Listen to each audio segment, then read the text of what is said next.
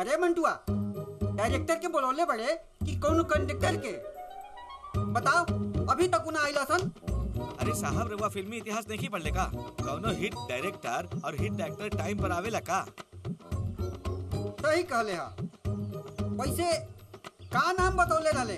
के कर? अरे उहे डायरेक्टरवा के टिंकू जिया।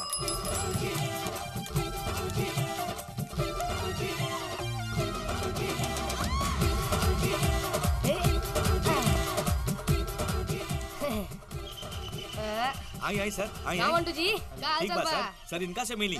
ई हवन प्रोड्यूसर पपलू पांडे। ओहो, हेलो आई एम जिया। टिंकू जिया। नाम एक, आदमी दो। अरे सर, बड़ा कंफ्यूजन बा। अरे नो टेंशन सर, अब ये आपके कंफ्यूजन के हम फ्यूज उड़ा देता नहीं। हाँ सर, बॉलीवुड के director Abbas plus Mastan equal to Abbas Mastan. Music director Laxmikant plus Pyarelal बराबर लक्ष्मीकांत प्यारेलाल।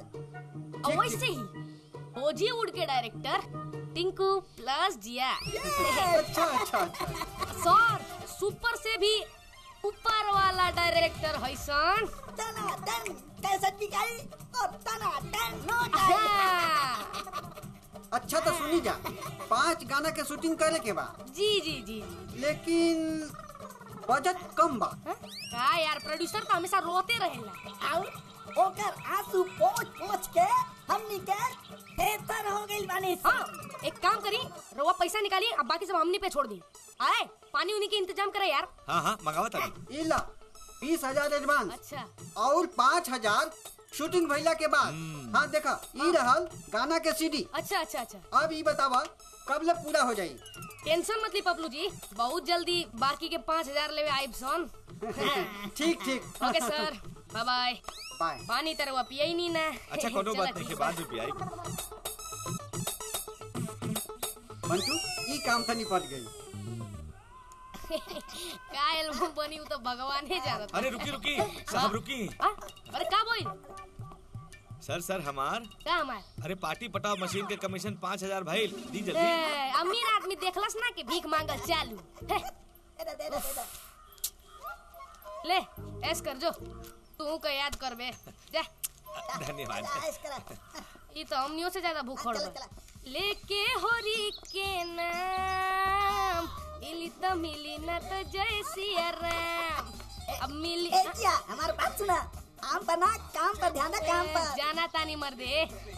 जा हनीमून मनावे ना, शूटिंग करे आइल बानी। हाँ, अब तू एकदम फुल तैयार रहियो, काहे कि जैसे ही निशाना लगाए और एक गाना बजा दी। अरे ठीक बा, गाना बजा दे।